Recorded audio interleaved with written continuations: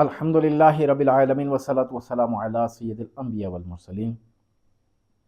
اما بعد فاعوذ باللہ من الشیطان الرجیم بسم اللہ الرحمن الرحیم صلی اللہ علی النبی وآلہ صلی اللہ علیہ وسلم صلاۃ و سلام علیک یا سیدی یا رسول اللہ۔ ناظرین، آج جو موضوع ہے نا، زیادہ تر لوگ ہمیں یہ سوال کرتے ہیں کہ کس طرح جو ہے جنات کو تابع کیا جائے۔ ایک پہلے بھی میں ویڈیو اس پہ بنا چکا ہوں جنات کے تابع کے ہونے کے حوالے سے۔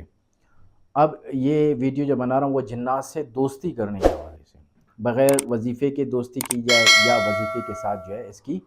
کسی ذریعے سے دوستی کی جائے۔ اس میں ہمیں بہت زیادہ جو ہے واٹس ایپ پہ اس پہ سوالات آتے ہیں کہ کسی ذریعے سے ہماری جنات سے دوستی ہو جائے۔ اس کے لیے جو بغیر وظیفہ جو دوستی اس سے کی جائے جنات سے، اس کا طریقہ کار یہ ہے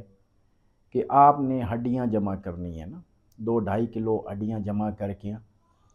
پھر اس کے بعد ان ہڈیوں کو آپ نے ایسی جگہ ڈال دینا ہے جہاں آپ کو پتہ ہو کہ یہ جگہ بھاری ہے، یہ جنات کی ہے۔ ان جگہوں پہ رکھیں یا جو ہے قبرستان میں رکھیں، جو ویران جگہیں ہوں، ویران جگہ کا قبرستان ہونا تو وہاں جا کر یہ چیزیں رکھ دیں، یا کوئی اگر ویران جگہ ہے تو وہاں پر درخت کے نیچے ان چیزوں کو رکھ دیں۔ تو ہو سکے تو وہاں پر جو ہے آپ نے خوشبو بھی استعمال کرنی ہے، اگر اگربتیاں ہیں تو اگربتیاں لگا دیں، یا پھر کوئی عطر ہے تو عطر جو ہے وہاں انڈیل دیں، سائیڈوں پہ نا وہاں انڈیل دیں، وہ جو ہے خوشبو وہاں پر ہوگی۔ اور بعض جنات کی جو ہے اس کی خوراک ہی خوشبو ہوتی ہے نا، تو اس سے جو ہے پھر یہ چیزیں آپ کے ساتھ مانوس ہونا شروع ہو جائیں گی۔ مانوس جب ہوں گی تب یہ آپ کے خواب میں آئیں گی، خواب میں جو ہے آپ سے باتیں کریں گی، تمام چیزیں کریں گی۔ ہاں، آپ مضبوط شخص ہیں، قوت ارادی اچھی ہے آپ کی، یعنی کہ آپ مضبوط اعصاب کے مالک ہیں، تو اس صورتحال میں جو ہے پھر آپ کو جو ہے یہ جو ہے پھر آپ کے ساتھ ہو سکتے ہیں کہ ہم کلام و آنکھیں بند کر کے بیٹھیں اور جو ہے ان سے آپ کلام کریں تو وہ آپ سے کلام کریں گے۔ ہاں، اگر ان چیزوں سے آپ کبھی وابستہ نہیں رہے تو پھر جو ہے یہ خواب میں جو ہے پیغام رسائی کا کام کریں گے، جو آپ نے پوچھنا ہے، جو بتانا ہے، پھر وہ خواب کے ذریعے یہ تمام چیزیں کریں گے۔ دوسری صورت ہے کہ وظائف کے ذریعے اگر وہ کیا جائے تو پھر اس کے وظائف جو ہے وہ کیے جاتے ہیں قبرستان میں۔ سورہ مزمل ہے، سورہ مزمل آپ قبرستان میں پڑھیں،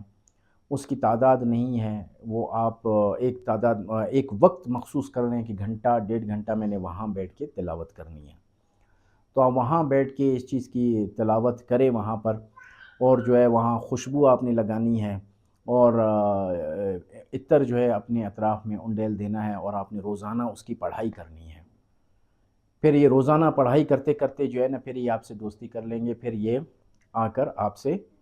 باتیں کریں گے۔ یہ یاد رکھیں، یہ خطرناک عمل ہے جو سورہ مزمل کا میں بتا رہا ہوں، یہ خطرناک عمل ہے۔ ایسا نہ ہو کہ میرا وظیفہ سنتے ہی